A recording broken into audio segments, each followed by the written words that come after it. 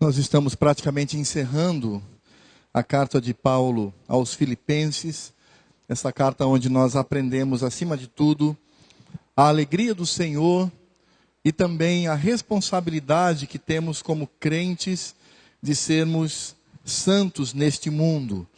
E vimos que nessa carta, essa alegria, ela se desdobra no conhecimento de Cristo, onde o crente é aquele que se aprofunda cada vez mais no conhecimento das Escrituras. Vimos também aqui que o crente é aquele que reconhece qualquer mensagem que contraria as Escrituras, a palavra do Senhor, e deve então rejeitar, e onde nós aprendemos sobre os vários aspectos da vida cristã que devemos demonstrar neste mundo. E hoje nós faremos a leitura da primeira parte desse encerramento do apóstolo Paulo. Esse encerramento de Paulo, ele acontece no capítulo 4, do verso 10 até o verso número 20. Depois então ele passa todas as saudações finais da sua carta. E eu, pela primeira vez, vou fazer algo com esse texto, porque esse texto de Filipenses capítulo 4, de 10 a 20, é um texto que eu tenho pregado bastante fora daqui da nossa igreja. Porque geralmente sou convidado para falar em conferências missionárias, sou convidado para falar sobre evangelização, à luz da palavra de Deus, e esse é um dos textos que eu tenho utilizado, demonstrando assim como deve ser a nossa visão com relação às missões, ao trabalho missionário, ao investimento. Mas pela primeira vez eu quero fazer aqui, estou em casa com os irmãos, e eu quero também fazer uma divisão. Nós sabemos que o texto todo é do verso 10 até o verso 20. Mas eu quero hoje estudar com os irmãos do verso 10 até o verso número 13. E nós vamos ver nesse texto, qual é a visão que nós devemos ter no despojamento da nossa vida no reino do Senhor. É claro que esse texto, ele se aplica diretamente ao obreiro, ao pastor, ao missionário, ao presbítero, àquele que está à frente no trabalho do Senhor. Mas nós também podemos, de certa forma, aplicar esse texto à nossa vida, sem dúvida alguma. E podemos, à luz daquilo que Paulo fala de si mesmo, como apóstolo de Cristo, como líder da igreja, aplicar à nossa vida estes princípios que são tão importantes. Por isso eu quero convidá-lo que você abra a sua Bíblia em Filipenses capítulo 4, e nós faremos a leitura do verso 10 até o verso número 13. Filipenses capítulo 4, e nós vamos fazer a leitura do verso 10 até o verso número 13. Eu farei a leitura e os irmãos, por gentileza, acompanhem em silêncio. E diz assim a palavra do Senhor, Filipenses 4, de 10 a 13. Alegrei-me sobremaneira no Senhor, porque agora, uma vez mais, renovastes a meu favor o vosso cuidado, o qual também já tinhais antes, mas vos faltava a oportunidade. Digo isto, não por causa da pobreza, porque aprendi a viver contente em toda e qualquer situação. Tanto sei estar humilhado, como também ser honrado. De tudo, em todas as circunstâncias, já tenho experiência. Tanto de fartura como de fome, assim de abundância como de escassez. Vamos repetir todos o verso 13? Tudo posso naquele que me fortalece. Vamos repetir mais uma vez, porque com certeza você conhece esse trecho de cor. Tudo posso naquele que me fortalece. Irmãos, essa expressão do verso 13, tudo posso naquele que me fortalece, é um dos textos que tem sofrido os maiores absurdos teológicos por parte de muitos crentes e de muitas igrejas. Essa expressão, tudo posso naquele que me fortalece, tem sido utilizado como um texto que vai embasar, que vai subsidiar a visão triunfalista do crente. Uma visão que não vem da palavra de Deus. É importante nós estabelecermos aqui uma diferença entre triunfalismo e sermos mais que vencedores em Cristo Jesus. O fato de sermos mais que vencedores em Cristo Jesus, esse mais que, significa dizer que Cristo já venceu. Cristo é vencedor, Ele é o campeão, Ele é o general. Ele é aquele que com a sua vida, Ele aplicou o desejo do Senhor Deus em salvar o seu povo. Então Cristo é vitorioso. No momento em que eu sou alcançado pela graça de Deus, no momento em que eu sou alcançado pelo Senhor, e eu passo a crer no Senhor Jesus, então em Cristo eu tenho esta vitória. A vitória contra o pecado, porque uma vez arrependido e tendo confessado, Deus me perdoa e me torna limpo. Eu sou vencedor porque tenho acesso ao Senhor pela oração em nome do Senhor Jesus. Eu sou vencedor porque nós, como igreja, podemos cultuar livremente ao nosso Deus. Portanto, ser mais que vencedor não significa dizer que os meus desejos pessoais, os meus desejos carnais e humanos são satisfeitos pelo Senhor, mas significa dizer que no Senhor e nele eu tenho a vitória. Por isso nós precisamos compreender qual é o contexto dessa expressão, tudo posso naquele que me fortalece. Aliás, você deve ter visto esse texto em vários lugares. As pessoas penduram na parede do seu escritório, colocam na porta da frente da sua casa, colocam como adesivo no seu carro, colocam em camisetas. Por isso nós precisamos compreender de fato qual é o contexto em que Paulo diz isso, e você já deve ter uma pista pela leitura que nós fizemos. Nós sabemos que o contexto geral dessa afirmação expressa o fato de que Paulo ele está preso. Então a coisa já começa a ficar interessante aí. Porque quando Paulo ele escreve essas palavras, ele está na masmorra, ele está preso. Então aos olhos humanos, ele é um derrotado. Aos olhos humanos, ele é um fracassado. Mas nós sabemos, ao longo da leitura da palavra de Deus, que Paulo está na prisão por causa da soberania de Deus. Paulo está preso porque Deus quer levar esse evangelho adiante. E é impressionante porque Paulo ele encerra esta carta praticamente trazendo mais uma vez o seu próprio testemunho, e ele demonstra isso dizendo: tudo posso naquele que me fortalece. É claro que nós encontramos claramente aqui Paulo trazendo uma palavra de agradecimento. O contexto aqui do capítulo 4, a partir do verso 10, é um agradecimento do missionário Paulo à oferta que ele recebeu da igreja de Filipos. Por isso no verso 10 ele diz: alegrei-me sobremaneira no Senhor, porque agora uma vez mais renovastes a meu favor o vosso cuidado, o qual também já tinhais antes, mas vos faltava oportunidade. Paulo está dizendo: irmãos, eu estou feliz, eu estou alegre, eu estou exultante, porque vocês mais uma vez renovaram a meu favor, investindo no meu ministério. Agora é aqui que nós encontramos a beleza destas palavras.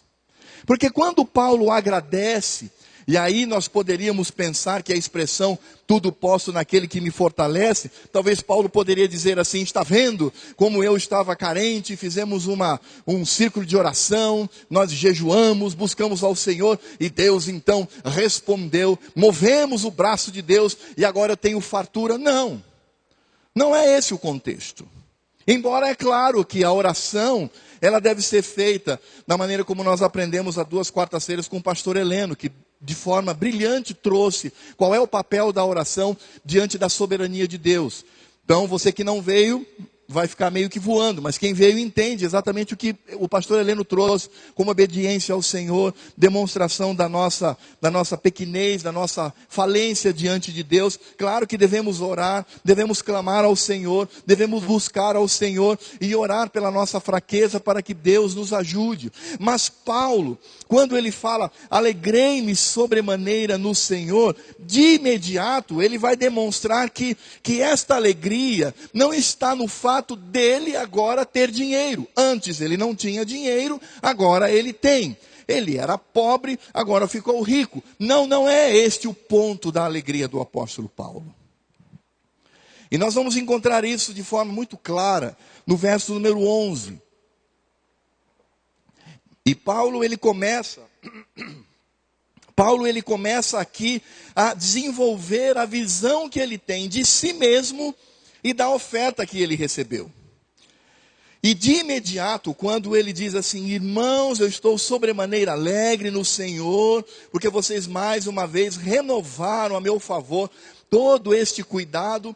E eu quero apenas ressaltar aos irmãos que domingo que vem, se estivermos vivos e se o Senhor nos permitir, nós vamos aprender a importância da visão desta igreja em investir no missionário. Mas Paulo diz assim: eu estou muito alegre porque vocês enviarem dinheiro. Mas vejam, verso 11, digo isto não por causa da pobreza. A minha alegria não está no fato de agora eu ter recursos para ter uma vida melhor. Embora é claro que isso possa trazer algum tipo de alegria, porque de fato ninguém é chamado por Deus para ser masoquista, para buscar o sofrimento e nele encontrar algum tipo de prazer. Não é isto. Mas o que Paulo está dizendo é que a visão que ele possui do reino de Deus, envolvendo o seu sofrimento e envolvendo a visão daquela igreja, é muito maior do que ele mesmo. Por isso ele diz: digo isto não por causa do meu sofrimento, digo isto não por causa da pobreza, digo isso não por causa da minha situação. Porque nós encontramos no verso 11 claramente o apóstolo Paulo afirmando que a sua tranquilidade e a alegria não dependiam da situação financeira.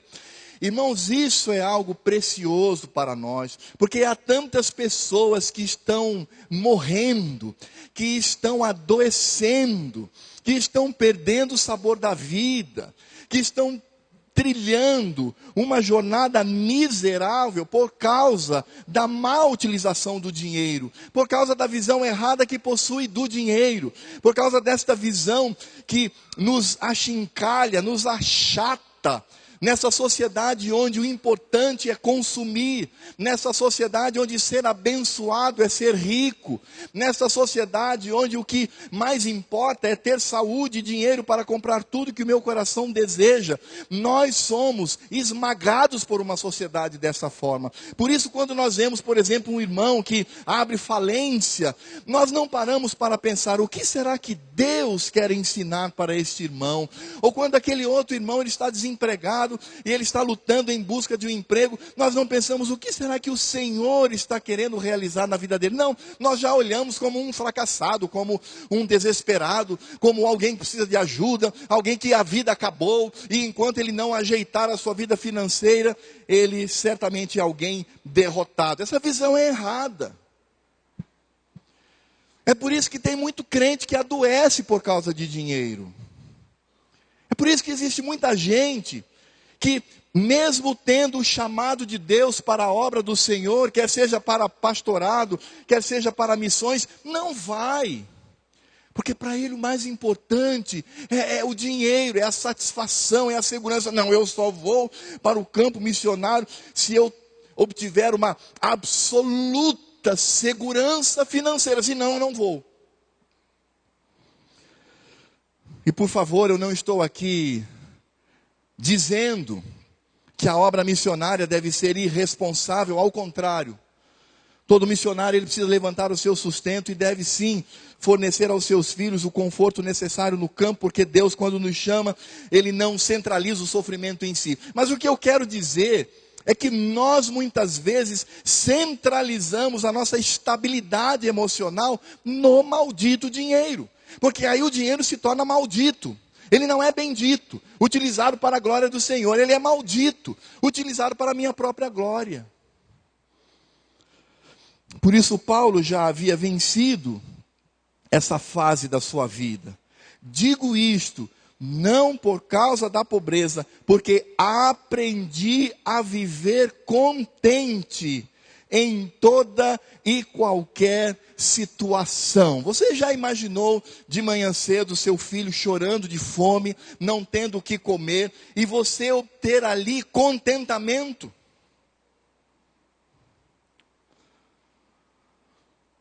Você já pensou em, ao chegar na sua empresa, no lugar onde você trabalha, depois de 25 anos de dedicação, o seu chefe diz assim: olha, nós estamos tendo aqui uma contenção de despesa, infelizmente sobrou para você, você está sumariamente demitido. Vá lá no setor financeiro, receba o que você tem para receber e vá embora, porque você não tem mais nada a ver com essa empresa. Será que somos capazes de ter contentamento numa situação como esta?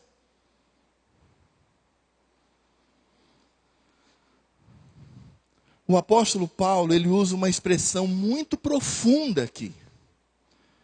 Aprendi a viver contente em toda e qualquer situação. Agora eu pergunto, em que Paulo é melhor do que nós?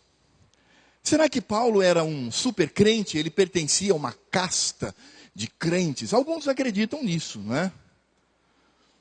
Alguns acreditam nisso, alguns acreditam que vive uma casta de ungidos do Senhor e que estão para além do bem e do mal. Não, Paulo era homem como nós, ele tinha medo, ele sofria. Quando ele sentia uma dor muito forte, ele ficava com medo. Que dor é essa? Eu tenho que ir ao médico. Vou lá, Lucas, né? O médico amado, vou me consultar. Ele era um homem como nós. Por isso ele diz, aprendi. Ele não diz assim, caiu do céu numa ação mística de Deus. Ele diz, não, eu aprendi. É o mesmo princípio de aprender de Cristo, aprender das Escrituras. Eu aprendi a viver contente em toda e qualquer situação. Porque isto não é uma revelação que vem de Deus do céu diretamente para o apóstolo, embora ele obtivesse essas revelações para escrever o Novo Testamento, as suas cartas, mas nós encontramos na palavra de Deus tantos textos que demonstram esta segurança no Senhor. Porque nós precisamos entender que a alegria, ela vem do Senhor. Lá em Abacuque, capítulo 3, do verso 16 ao verso 19... é Velho Testamento. Nós encontramos aqui um contexto muito difícil, porque Abacuque está prestes a ver o seu povo ser destruído por uma nação estranha, que o Senhor Deus mesmo levantara para destruir o seu povo, por causa do pecado, porque eles não aprendiam. E Abacuque então, diante disto, quando ele relata o fato de que Deus é um cavaleiro, é um general, que vem contra o seu povo, para destruí-lo, por causa do pecado, por causa de uma vida dissoluta, uma vida onde as pessoas não estão mais preocupadas com a santidade, nem com o Senhor. E agora, a mensagem que ele recebe do Senhor é: Abacuque, eu vou destruir violentamente o povo. E quando Abacuque então ouve esta mensagem, nós encontramos aqui então o contexto do capítulo 3, do verso 16 ao verso 19, quando o profeta diz: ouvi-o, e o meu íntimo se comoveu. Ou seja, eu ouvi ao Senhor e eu tremi nas bases. À sua voz tremeram os meus lábios. Em outras palavras, quando eu ouvi a voz retumbante de Deus, os meus lábios, a minha boca começou a tremer. Entrou a podridão nos meus ossos. Ou seja, ele diz assim, eu comecei a sentir uma dor entranhável, uma dor que vem de dentro. Ele dizia, os meus joelhos, e os joelhos vacilaram, eu comecei a tremer as pernas. Mas aí quando ele reconhece esse temor, este medo do próprio Deus, ele diz, em silêncio, devo esperar o dia da angústia, que virá contra o povo que nos acomete. Ou seja, não tem mais jeito.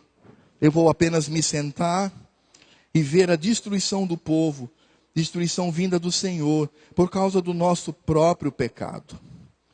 Mas aí Abacuque então, ele olha e percebe que o seu contentamento não está nestas coisas, não está na estabilidade política, não está no fato da nação ir bem, mas o contentamento dele está no Senhor. E aí ele diz, ainda, veja a declaração de fé de Abacuque, ele diz, ainda que a figueira não floresça, nem haja fruto na vide, o produto da oliveira minta, e os campos não produzam mantimento, as ovelhas sejam arrebatadas do aprisco, e nos currais não haja gado.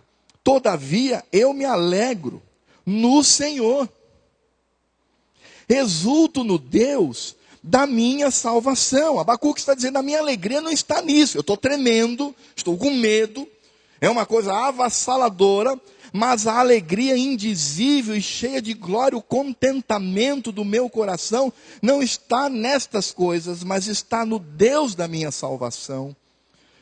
O Senhor Deus é a minha fortaleza, e faz os meus pés como os da corça. A imagem que nós temos aqui é daquelas corças que escalavam as montanhas com firmeza. Ele diz, assim como estas corças são firmes para correr e para escalar os montes, eu também estou firme no Senhor. E o Senhor me faz andar altaneiramente ao mestre de canto para instrumentos de corda. Sim, a destruição virá. Sim, os dias são tenebrosos lá na frente. Sim, o meu povo vai sofrer a invasão de um povo que vai nos destruir. Mas a minha alegria não está nisso. A minha alegria está no Senhor, no Deus da minha salvação.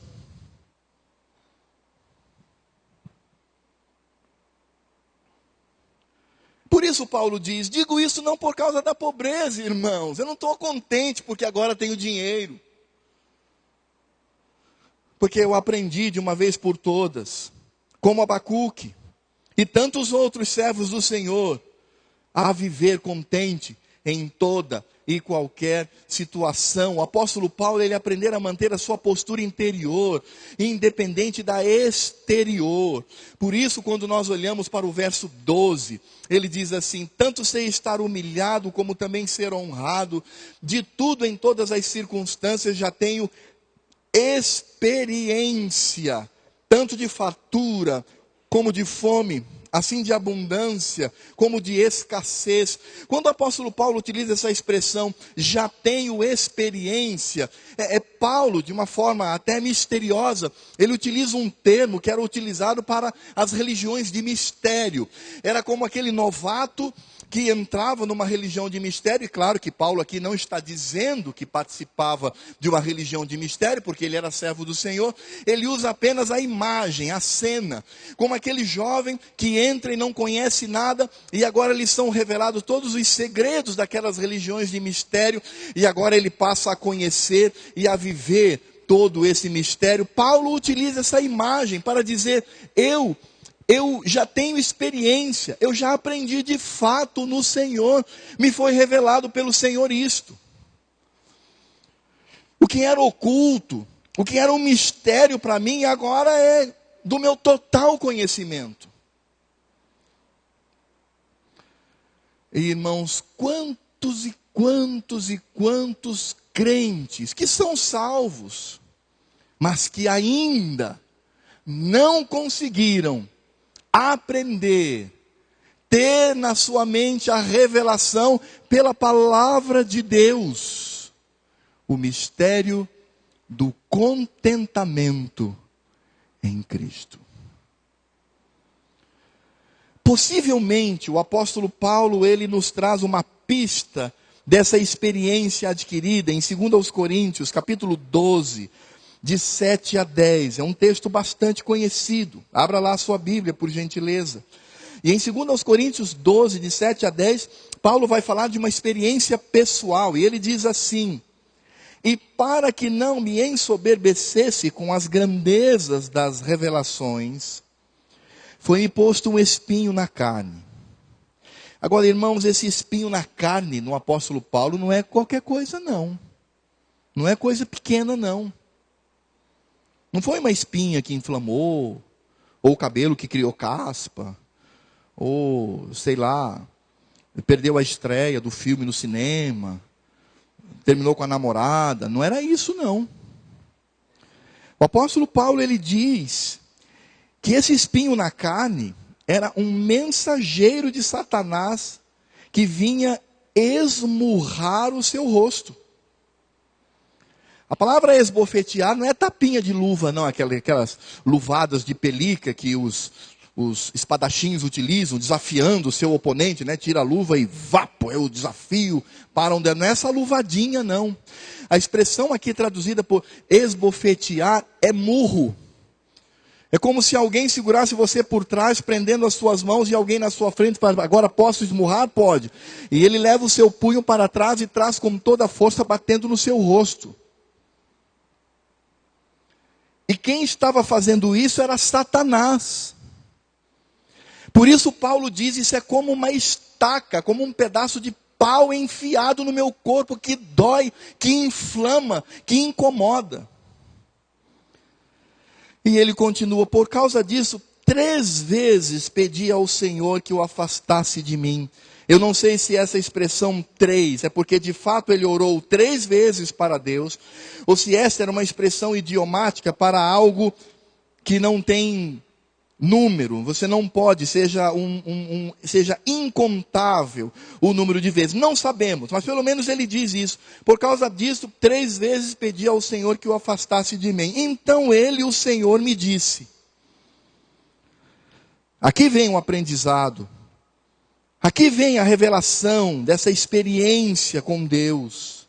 Ele diz, a minha graça te basta, porque o poder se aperfeiçoa na fraqueza.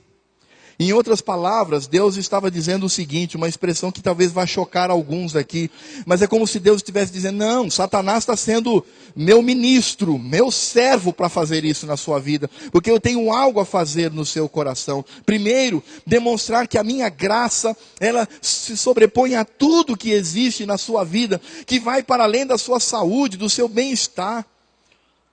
E ele diz, de boa vontade, pois, Paulo diz, me gloriarei nas fraquezas, para que sobre mim repouse o poder de Cristo, pelo que sinto prazer nas fraquezas. Irmãos, essa expressão fraqueza, ela tem íntima ligação com aquele espinho na carne. Então, Paulo diz assim, sinto prazer nos sofrimentos, nas injúrias, nas necessidades, nas perseguições, nas angústias, por amor de Cristo, porque quando sou fraco, então é que sou forte. É exatamente isto que Paulo está dizendo aqui. Tanto sei estar humilhado, como também ser honrado. De tudo e em todas as circunstâncias já tenho experiência, tanto de fartura como de fome, assim de abundância como de escassez. Eu aprendi a lição. Porque Paulo na pobreza não murmurava. E Paulo na fartura não se afastava do Senhor, não ficava indiferente, porque essa é a balança injusta do homem. O homem, quando está muito pobre, quando ele não tem dinheiro, ele só reclama. Ah, Senhor, mas para o fulano de tal, tu tens dado tanta riqueza, e eu que tenho sido fiel a ti, meu pai, eu tenho levado essa vida miserável, só reclama. Gente que não tem dinheiro só reclama. E o rico, aquele que tem um bom emprego, aquele que tem bom dinheiro, se esquece do Senhor, ganhou muito dinheiro. Então eu vou à igreja quando sentir vontade. Eu tenho uma teologia particular, eu só vou à igreja quando eu sentir vontade, e lá se o culto for bom, porque se não for eu saio, eu vou aproveitar, eu vou viajar, eu vou gastar o meu dinheiro. É assim, essa é a balança injusta do homem. Por isso Paulo diz, eu sei me comportar, eu sou o mesmo Paulo, na miséria e na fartura, na abundância e na escassez. Porque de fato, irmãos, o que nós encontramos aqui é claramente algo extremamente importante.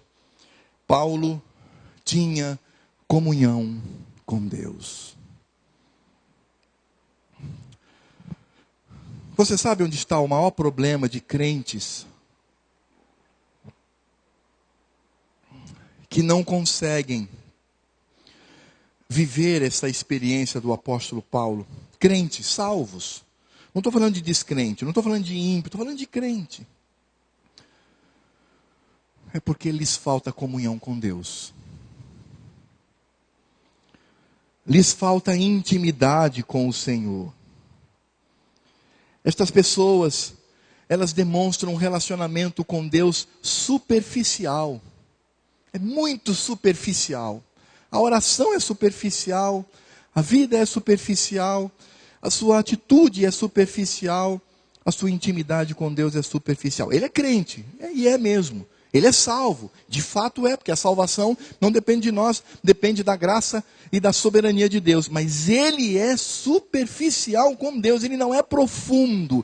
Portanto, quando Paulo ele fala desta experiência que ele tem, ele também afirma nas entrelinhas que o que está aqui em pauta é a sua intimidade. É como ele diz lá, como nós vimos lá em 2 aos Coríntios, quando ele diz assim: eu quero de fato passar por todas estas situações e ter contentamento por amor de Cristo.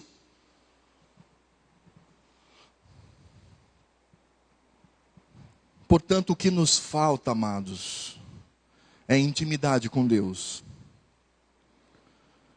O que nos falta é nós nos aproximarmos cada vez mais do Senhor e perceber que nisto meu amor por Deus aumenta. E eu começo então agora a viver de acordo com a vontade do Senhor. Por isso eu disse, Paulo não está falando aqui de mágica. Isso também não é alguém que vive algum tipo de masoquismo ou algum tipo de sadismo, dependendo de quem nós estamos falando, se de mim ou do outro. Não significa dizer que esta pessoa ela é dopada, que o Espírito Santo vem e dopa a mente dessa pessoa, ou então que essa pessoa vive, como eu tenho visto nessa rádio evangélica que nós temos aqui no nosso estado, tantas pessoas dizendo assim: eu estou sofrendo agora, mas a bênção vem, eu estou sofrendo agora, mas a glória vem. Essa glória não é a glória de Deus não, é a glória do próprio homem. Eu tenho visto muitos pastores dizendo nas rádios e na televisão: meu irmão, aguente firme, porque o que é seu está vindo do Senhor. Que situação mais esdrúxula, que teologia mais capenga. Porque o que Paulo está dizendo aqui é exatamente o contrário do que esses pastores da rádio e da televisão mentem. Paulo está dizendo aqui: não importa, eu já tenho experiência com o Senhor. O meu contentamento, a minha alegria, ela vem sobretudo por causa do amor de Cristo na minha vida. Então, com base em 2 aos Coríntios e olhando para Filipenses capítulo 4, nós podemos perceber que o que Paulo está dizendo aqui é intimidade com Deus. Porque a intimidade com Deus destrói a criança mimada que há em nós e nos transforma em adultos que, pelo simples fato de terem comunhão com Deus, possui a alegria indizível e cheia de glória. É nesse contexto, é neste momento que Paulo diz, repitam comigo o verso 13: tudo. Mais uma vez. Todas as vezes que você ler esse trecho, no adesivo do carro, acima da cabeça do camarada no seu escritório, na porta da casa de alguém, sempre que você ler esse trecho, lembre-se que esta frase diz que você está disposto a enfrentar qualquer situação na vida, seja de riqueza ou de pobreza, saúde ou doença, seja o que for, mas você terá no seu coração o contentamento de Deus. Essa expressão do apóstolo Paulo, quando ele diz: eu tenho a força de Cristo, que me ajuda, é essa força que me ajuda a enfrentar toda e qualquer situação. O que nós encontramos aqui, amados irmãos, não é outra coisa senão a soberania de Deus, o Senhor que nos ampara para cumprir a sua vontade. O que Paulo está dizendo aqui é que o Senhor é o Todo-Poderoso. E é claro, amados, nós também precisamos compreender as promessas de Deus para a nossa vida. E há uma promessa de Deus que é muito preciosa para nós crentes. Há uma promessa de Deus que nós deveríamos decorar e guardar no coração. É a promessa que está em 1 Coríntios 10, os versos 13 e 14, que diz assim: não vos sobreveio tentação que não fosse humana, ninguém é tentado além das suas forças. Ele diz, mas Deus é fiel, e não permitirá que sejais tentados além das vossas forças, pelo contrário, juntamente com a tentação, juntamente com a prova, juntamente com aquele momento difícil, vos proverá livramento, de sorte que a possais suportar. Portanto, meus amados, fugi da idolatria. O que nós encontramos aqui, o apóstolo Paulo dizendo é: ninguém é provado por Deus além das suas forças. Por isso, amado, nunca esqueça isto. Todas as vezes que o crente murmura, todas as vezes que o crente reclama, primeiro, ele está demonstrando que não tem intimidade com o Senhor. Segundo, ele está demonstrando que não tem o enchimento do Espírito Santo. Terceiro, ele perdeu completamente a visão do reino de Deus, a visão da eternidade, a visão daquilo que está por vir, naquilo que Paulo diz, porque na nossa leve e momentânea tribulação há um peso de glória, a glória do Senhor.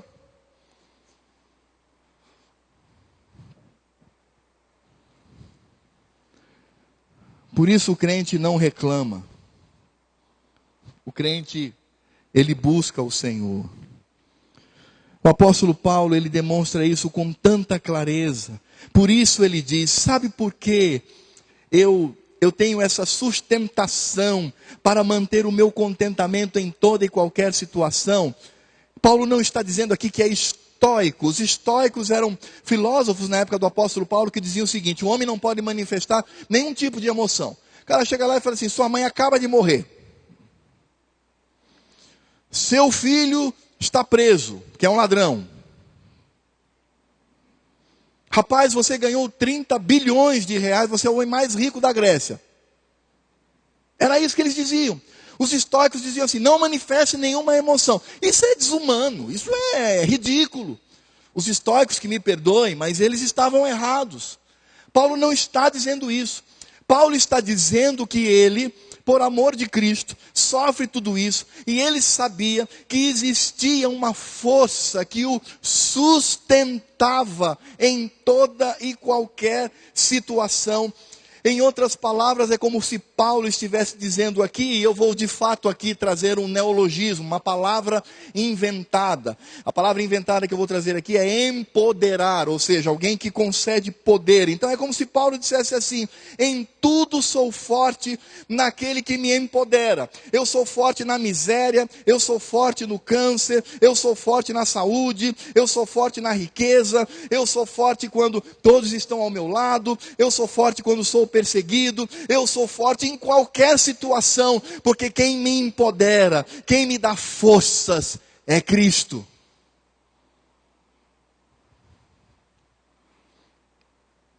Por isso nós precisamos deixar de ser meninos.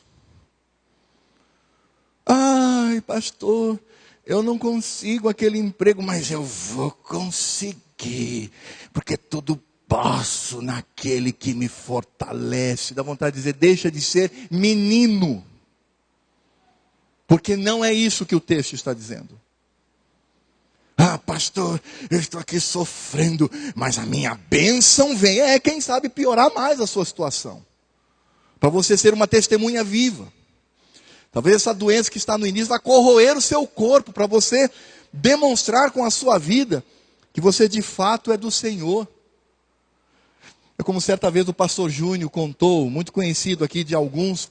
Ele foi orar com um homem que estava muito adoentado. Ele disse: irmão, eu vou orar por você. Ô pastor, ore por mim.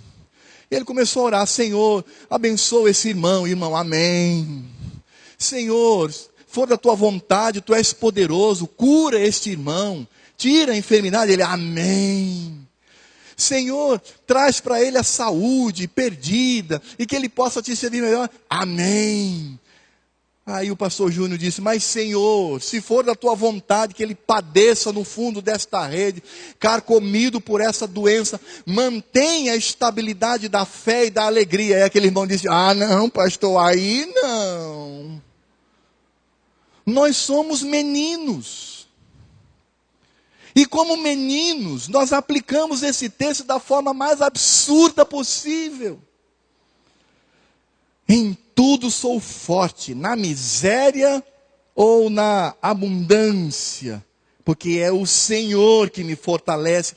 Esta alegria, esse contentamento em toda e qualquer situação, independe de mim, depende apenas do Senhor. E é claro, o que Paulo está falando aqui? Paulo está falando daquela vida que se vive em Cristo Jesus.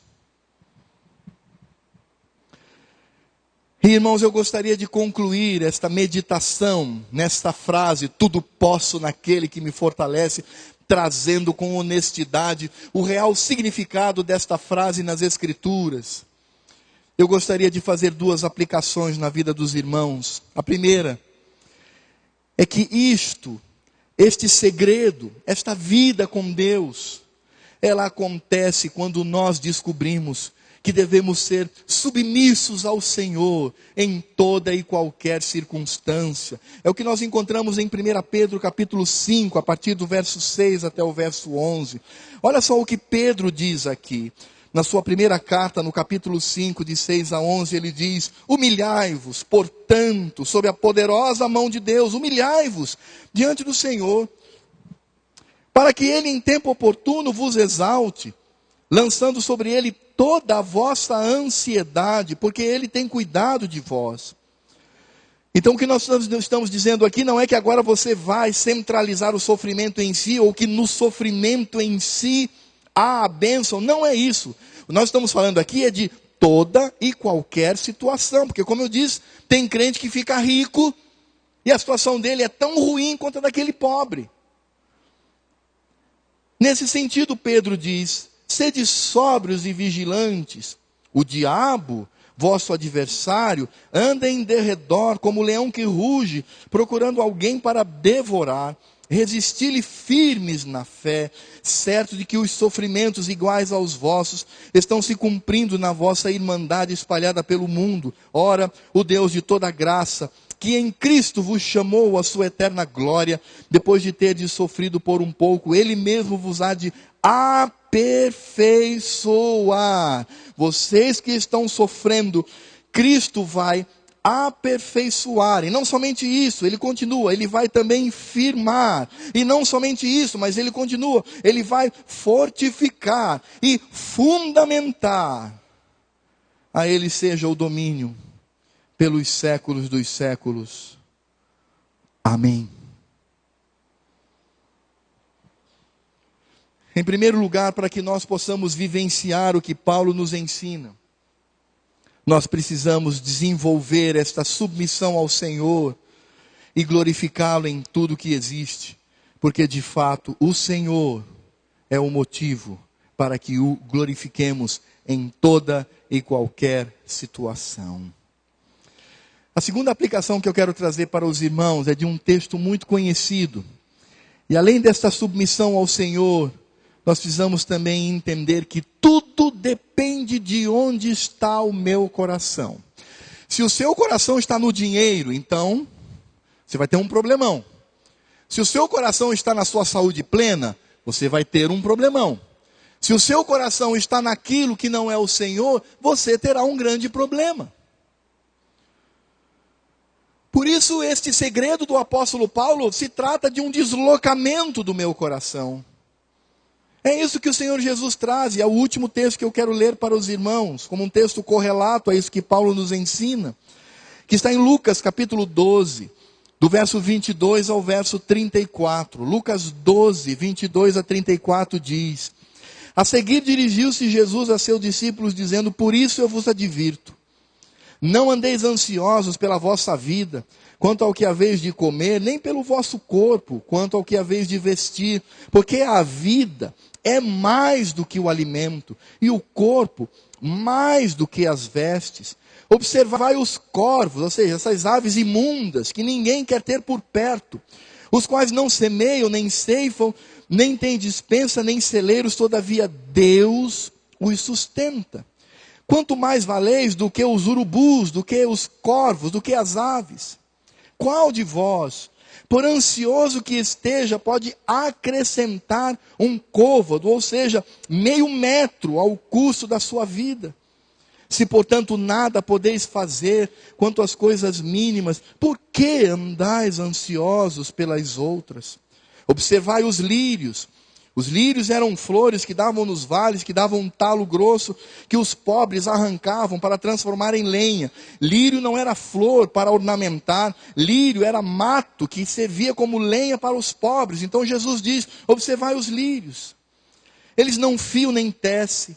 Eu, contudo, vos afirmo que nem Salomão em toda a sua glória se vestiu como qualquer deles. Ora, se Deus veste assim a erva que hoje está no campo e amanhã é lançada no forno, porque naquela época só servia para aquecer e para fazer comida, quanto mais tratando-se de vós, homens de pequena fé. Não andeis, pois, a indagar o que haveis de comer ou beber, e não vos entregueis a inquietações, porque os gentios de todo o mundo é que procuram estas coisas, mas vosso Pai sabe que necessitais delas. Agora aqui está o ponto: buscai antes de tudo o seu reino, e estas coisas vos serão acrescentadas. Não temais, ó pequenino rebanho, porque vosso Pai se agradou em dar-vos o seu reino.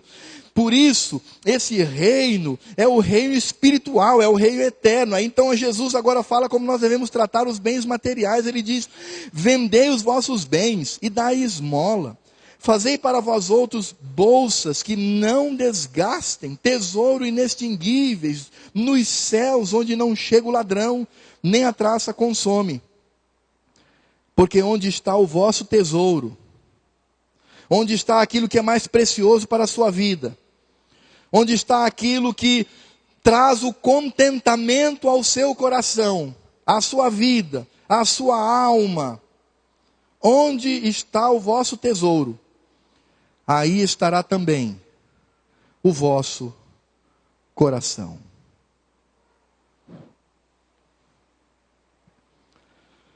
Alegrei-me sobremaneira no Senhor, porque agora uma vez mais renovastes a meu favor o vosso cuidado, o qual também já tinhais antes, mas vos faltava oportunidade.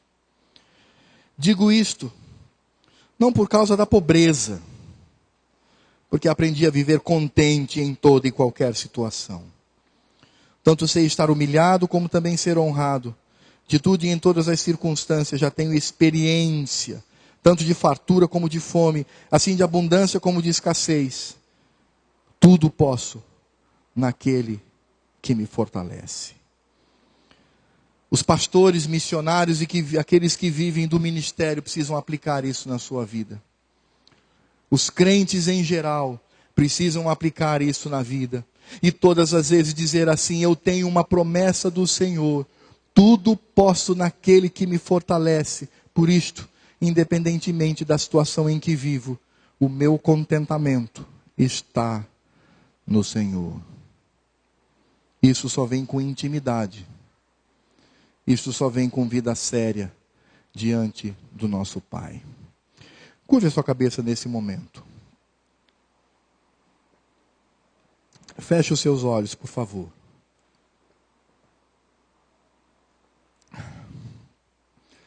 Eu não sei, mas provavelmente nós temos pessoas aqui que passam por algum tipo de problema. Quem sabe até tenhamos aqui no nosso meio irmãos e irmãs que até perderam o sabor da vida, se encontram num estado de desespero. Eu queria dizer para você que basta você deslocar o seu coração.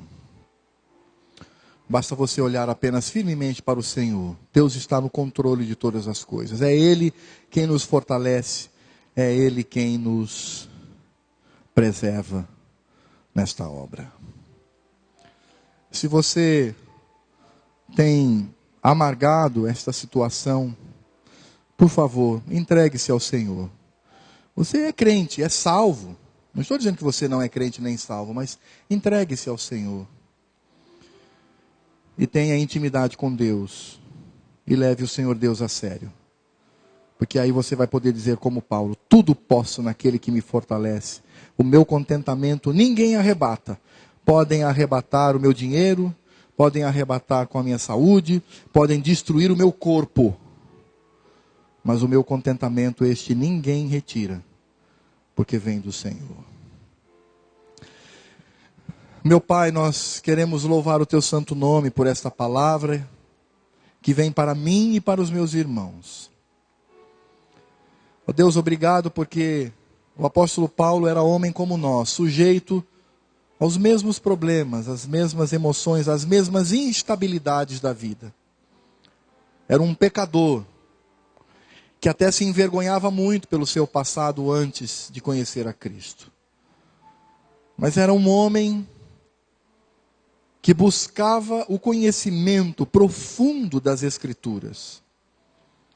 Era um homem que não se deixava levar pelas mentiras daqueles falsos pregadores da sua época, aqueles judaizantes ou libertinos gregos que deturpavam o Evangelho. Mas era um homem que vivia o Evangelho e se aprofundava nele dia a dia, trazendo-nos, ó Deus, revelações tão importantes para a nossa jornada.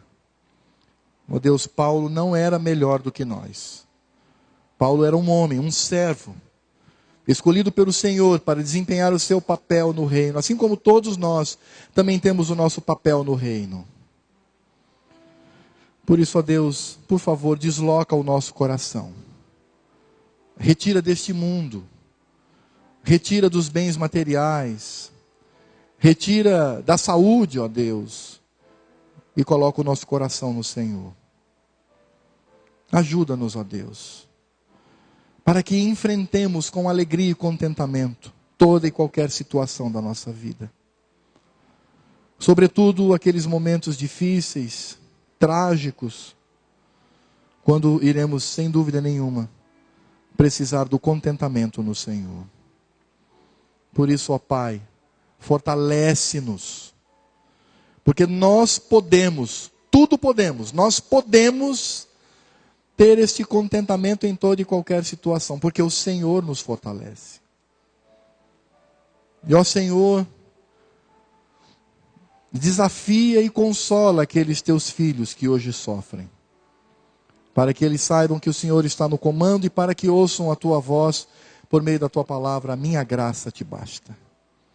Dá-nos, ó Deus, esta visão, amadurece-nos, ó Pai, como crentes, para que não sejamos meninos hoje, levados por toda a sombra de doutrina que vem da música gospel, das rádios, da televisão, de mentirosos, mas que tenhamos a nossa fé firmada no Senhor, por meio das Escrituras que já foram reveladas.